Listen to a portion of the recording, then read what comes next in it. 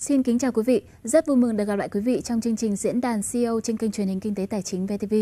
Thưa quý vị, mặc dù đã đạt được những thành tựu về bình đẳng giới, thế nhưng Việt Nam vẫn gặp nhiều thách thức trong việc nâng cao vai trò lãnh đạo của phụ nữ trên lĩnh vực chính trị cũng như kinh tế. Phụ nữ Việt Nam còn gặp nhiều rào cản trong nỗ lực vươn lên vai trò lãnh đạo. Vậy Việt Nam có thể học hỏi gì từ kinh nghiệm quốc tế để thúc đẩy bình đẳng giới trong lãnh đạo? Làm thế nào để tăng cường hình ảnh tích cực của các nữ lãnh đạo ở Việt Nam?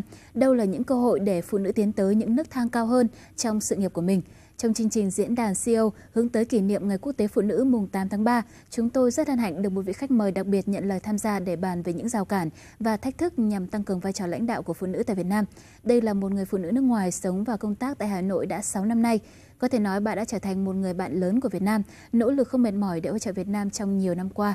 Xin giới thiệu khách mời trong chương trình hôm nay, bà Victoria Kawa, Giám đốc quốc gia của Ngân hàng Thế giới World Bank tại Việt Nam. Well, Ms. Victoria Kawa, thank you so much for joining our program today to talk about the issue of women in leadership. Thank you. It's a pleasure to be here.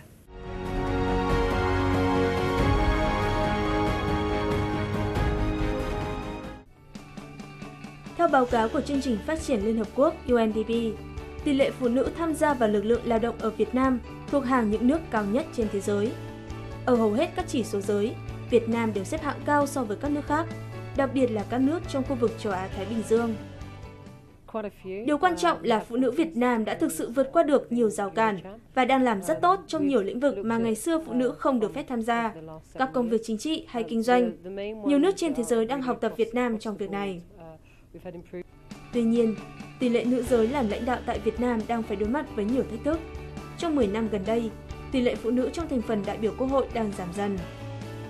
Chiến lược quốc gia về bình đẳng giới giai đoạn 2011-2020 đặt chỉ tiêu ít nhất 35% đại biểu Quốc hội và Hội đồng Nhân dân là nữ trong cuộc bầu cử năm 2016. Tuy nhiên, nữ chỉ chiếm 24% tổng số đại biểu Quốc hội trong nhiệm kỳ 2011-2016, giảm gần 3% kể từ năm 2002. Ngay ở các cấp thấp hơn, tỷ lệ nữ tham gia cũng cách chỉ tiêu khá xa. Cụ thể là, tỷ lệ nữ trong số những người được bầu cử tại cấp tỉnh và huyện là 25% và tỷ lệ này ở cấp xã là 21%. Về phía doanh nghiệp, năm 2015, Grant Thornton công bố kết quả nghiên cứu xác thực Việt Nam hiện có đến 31% các nhà lãnh đạo là phụ nữ. Con số này khá cao so với tỷ lệ 29% các nữ lãnh đạo tại các nền kinh tế mới nổi, 22% nữ lãnh đạo trên toàn thế giới và số 8% phụ nữ Nhật Bản làm lãnh đạo. Một nghiên cứu khác từ Tổ chức Lao động Quốc tế ILO mới công bố hồi đầu năm nay cho thấy số phụ nữ đảm nhận các vị trí quản lý cấp cao và cấp trung đã tăng lên trong khoảng 20 năm trở lại đây. Tuy nhiên, quy mô các công ty ở Việt Nam do phụ nữ lãnh đạo hầu hết là doanh nghiệp vừa và nhỏ. Các tổng công ty, tập đoàn, doanh nghiệp lớn trong khu vực nhà nước chủ yếu vẫn do nam giới lãnh đạo. Thậm chí trong các doanh nghiệp lớn đó không có một người là nữ trong hội đồng thành viên.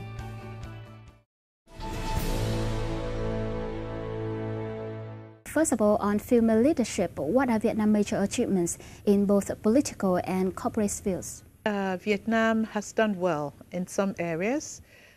If you look at leadership on the political front, you have for the first time 3 women in the political bureau. That's an important achievement. And you also have perhaps potentially the first woman in the top 4 leaders in Vietnam to be confirmed later this year. If you look at the government system and leadership in government, you have 2 women ministers out of about 22. It's about 9%. If you look at the corporate sector, you have about 7% of women who are CEOs. You have about 25-26% of senior managers who are women. So from your viewpoint, when compared between political and corporate fields, which one has Vietnam do better and which has much room for improvement? Well, you know, if you just look at the numbers, they're better on the political front, because if you have 24% of women represent in political representation, that's certainly higher than having 7% CEOs. So you would say, just comparing in absolute terms, that the progress has perhaps been more on the political than on the corporate side. But I think you also have to balance that with the fact that the trend on the political side has been downward. On the corporate side, on the contrary, yes, it's low, but I think it's positive, and I think the trajectory is in the right direction. And you're getting more and more very accomplished Vietnamese women in leadership who are really leading big companies that are doing well. We know the CEO of Vinamilk.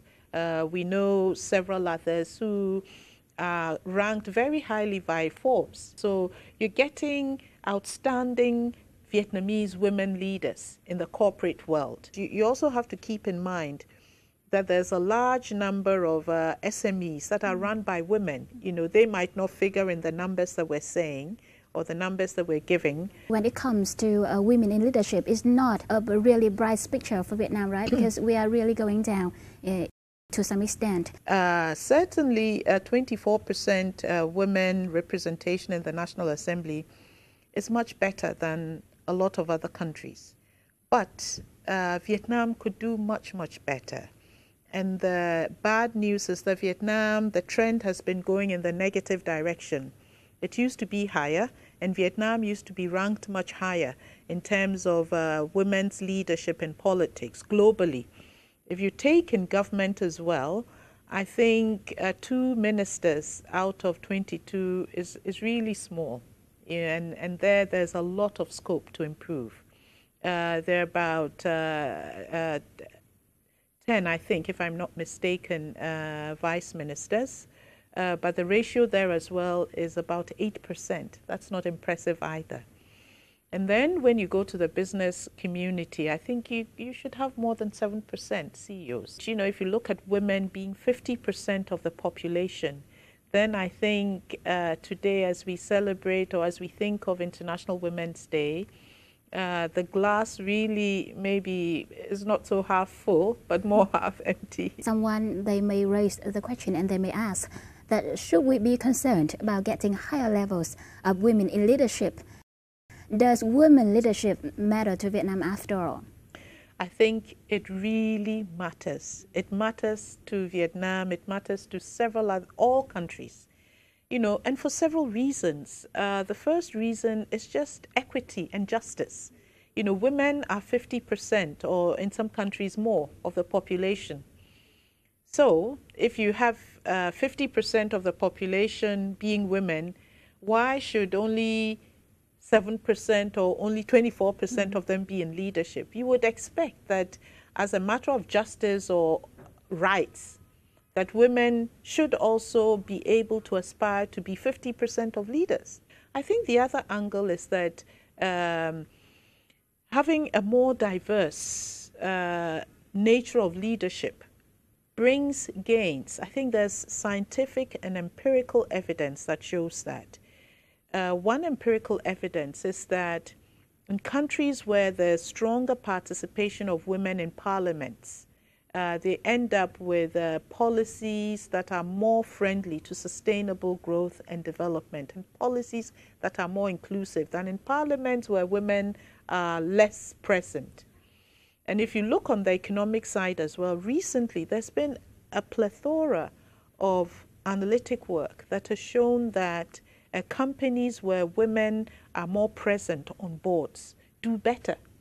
Yeah. If you have a woman that's part of your enterprise, you're more likely to be able to engage better with potential women customers because they can bring in how women see things and how women experience things differently. It's about justice, it's about economics, it's about, really doing the best with the resources that you have. Now, it would be great if you can pick out a country that during your international experience, you yourself witnessed that with more women in leadership position, they have to lift the country up in terms of the socioeconomic development. Thank you. Well, one case that I can give, because I worked very closely on Rwanda. I was the country manager on Rwanda before I came to Vietnam. And Rwanda is one of the countries that has the highest participation. So political participation, participation in government, several female ministers of big portfolios, infrastructure, economics, finance and commerce. They're there, health. And what we noticed was that this country really was making a lot of progress, of course, from a low base, because it had gone through a genocide in 1994. It's still a poor country, but given the progress that it's made, the extent of the progress that it's made after a devastating genocide is really impressive. What is the optimal way to promote women in leadership roles? One has to recognize will take time. It's not something that you do one day and it's all done. It has to be consistent effort over years, because it's changing mindsets, creating awareness and investing in the women and putting systems in place that will support women to lead and step into leadership. Again, let's talk sector by sector. If you talk about the political processes, the government's own intention, if I understand correctly, or the party's intention, is to have about 35% representation in 2016. My understanding is that the way it's going, that probably might not be achieved. The issue is that you need to put time into building a pipeline of possible potential women leaders. On the government side, one of the major constraints is the retirement age for women, which is quite low. So by the time women get to the point where they're being considered for leadership, they're almost ready to retire, or they never get to that point before they retire. For the Vietnamese case, the current age now is 55, right? Yeah. So what's your recommendation? Equalizing, the men can retire at 60. Why not 60 for women as well? Now, I know that there are some sensitivities because blue-collar workers might want something different, but all of that can be discussed, and you can find a sort of a tailored approach that responds to different needs. So changing the retirement age will help. I think just really helping women to get access to training, training them, identifying them, putting them in mentoring roles, sort of really very consciously trying to make an effort to help them to come out, and then giving them the opportunities that they need so that they can demonstrate the ability to lead. Whether it's political, government, or in the corporate sector, I think having good role models, showcasing examples of women who are doing well, who are making substantive contribution as cases to be celebrated, and letting them be modeled, and raising awareness about them.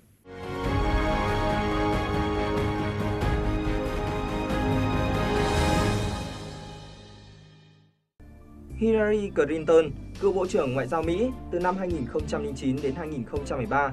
Trước đó, bà từng là thượng nghị sĩ của Quốc hội Mỹ, đại diện cho tiểu bang New York từ 2001 đến 2009. Bà kết hôn với Tổng thống Bill Clinton nên cũng từng là đệ nhất phu nhân từ năm 1993 đến năm 2001. Năm 2006, bà đứng ở vị trí thứ 18 trong danh sách 100 phụ nữ nhiều quyền lực nhất thế giới do tạp chí Forbes bình chọn.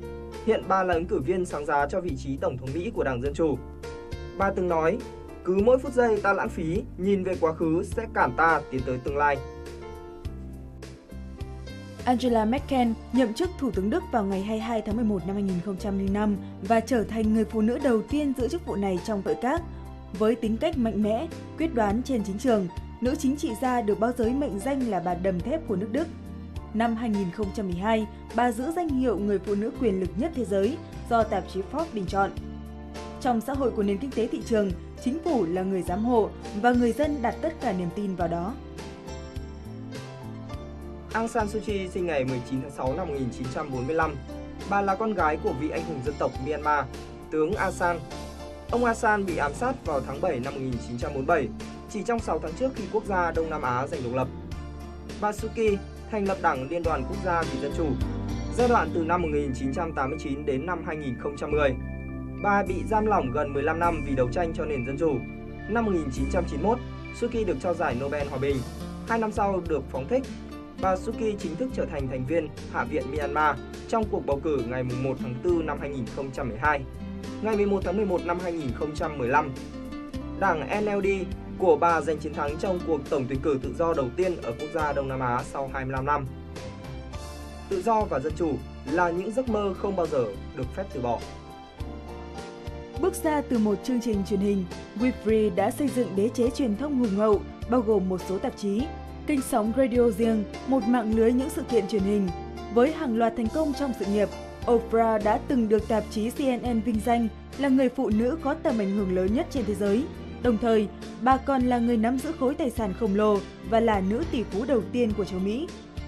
Hãy biết ơn vì những gì mình có, rồi bạn sẽ có nhiều hơn. Nếu bạn tập trung vào những gì mình không có, bạn sẽ không bao giờ có đủ.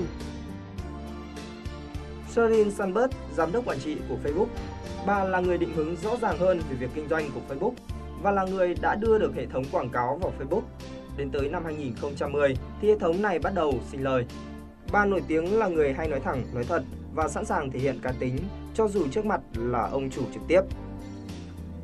Hãy cùng xây dựng một thế giới nơi mà kỳ vọng không phải được đặt ra bởi những định kiến, ghim hãm chúng ta, mà bởi niềm đam mê cá nhân, tài năng và sự yêu thích. Sinh ra tại Ấn Độ, nơi y từng làm việc cho hãng Johnson & Johnson và Metro Brussels, cơ sở Ấn Độ. Năm 1980, bà chuyển đến Mỹ và làm việc cho nhiều công ty tên tuổi và đều nắm giữ những vị trí hết sức quan trọng.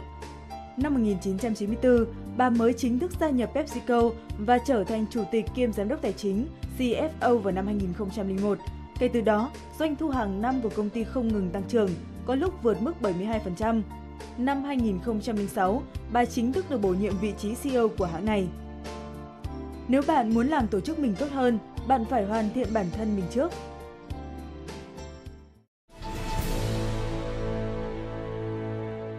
I can see that we should begin from the grassroots level, and for this situation in Vietnam, school education will play a big role, right? Yeah, I think it's also right from an early age, giving girls a sense that they can lead, you know, so letting them see. How can we do that? Well, I think it starts at home. It's at home and it's at school. At home, the parents don't tell their children, okay, well, no, you're just supposed to go up to here and, you know, just do this. But encouraging their daughters to be bold and to see the sky as the limit for them, see themselves as people that with the right education, they can achieve a lot. I think you should nurture children to be creative and to go where their talent and their strength is. So it starts at home, but it also starts in school. And the messages about children, girls. And are girls allowed to lead in the classroom? Are they allowed to speak up? Do you encourage girls to speak up, build their confidence? You know, the boys, yeah, they always get the attention, you know, but is there equal attention placed on giving girls the attention, encouraging them to speak up, encouraging them to stand up and do some work, giving them leadership roles even at that early age? So at that early age, it matters. The World Bank has your own program. It is called the 2030 Agenda. And in that agenda, I remember the new Sustainable Development Goals. Goal number 5, achieve gender equality and empower all women and girls. What about the World Bank efforts here in Vietnam to empower women and girls, especially in the role as leaders? I think several areas of our work contribute to women potentially emerging as leaders, you know. In the work that we do in education, you know, there's special emphasis to look for areas where girls can be encouraged. You know, even when you do primary education and you're trying to make sure that girls go to school. You know, girls have conditions in school that are conducive to learning. So we're trying to do some of that in education. And then we're also working in agriculture. We try and look at how we bring women in as well and how we support women farmers. You know, you just have to really look across the board. And in the work that we do, put a gender lens. So whether it's a piece of analytic work that we're doing or whether it's a project that we're finding, we ask ourselves the question, what are the opportunities to promote gender and to promote gender parity. And then, of course, you know, I've just come from a conference of the ASEAN Women Entrepreneurs Network, which we sponsored or which we have helped fund. And this is also about women's leadership, women leading their businesses, women strengthening their entrepreneurial skill so that they can lead their businesses well and contribute more to their societies. Private sector arm of the World Bank Group, which is IFC, also does quite a lot with business women, you know, and support women businesses to get access to finance, to improve their skills and so on. You know, our work is not so much on the political side. So we don't do work on, you know, representation in the National Assembly and so on. But on the economic and social issues, we try and mainstream concerns about gender parity in our work. After all, in our process of bringing more women to the leading roles, women themselves should play the biggest part. And I think they need a streamlined and a long-term persistent strategy. Could you share your own strategy so that women they can learn and they can learn something from that so that they can move higher on their ladder of career? Thank you. Well, if I look at my particular case, I think, you know, I've had the help from so many people. You know, and I think that's important. My parents were very instrumental in shaping my view about my world, myself, and what were my possibilities. And what I was told over and over and over again was to make sure I got a good education, studied hard at school, studied as much as I could study, and looked to that to drive my future. And then going to school, I had a lot of women teachers, you know, who also sort of inspired me and reaffirmed their belief and their faith that I could amount to something. So both from the parent at home and from the school, it was reinforcing. I got a good education, of course. I was fortunate that my parents could afford to educate me. But I also put in the effort. To some extent, I took charge and I chose what I wanted to do, you know, and I was bold and I looked for what I wanted to do. Now, having entered the World Bank, I also really got a lot of support from mentors, from managers, and from the World Bank as a corporate, which over time has moved to really empower women to lead in the organization. And has really put that as a diversity, including gender diversity and racial diversity in leadership as an important corporate priority, an important corporate goal. And I think that has benefited me. So yes, me as an individual, I've taken responsibility, but I probably wouldn't have achieved as much as I've achieved without the other things that came in. So I'm trying to say, yes, women should take responsibility and women also have a role. But women need sort of a framework and a support system. I think my advice to women really is it's look at your own mindset and how you see yourself and what your potentials are. And see yourself as somebody that can achieve as much as any other, you know, so it's not to say you're better than a man or not. No, it's just to say this is who I am and these are my strengths. And I choose to develop those strengths and to pursue them as far as they can get me. And then hopefully the other things are also there. That's why the government side and the government policies are important. Broader policies in the corporate sector and amongst corporates is also important, because even if you are doing all of this, and you're in a corporate that isn't particularly attuned to women's leadership, you won't get very far, and you end up getting frustrated, you know. So women need to seek the resources for themselves, you know, investing in their education and so on.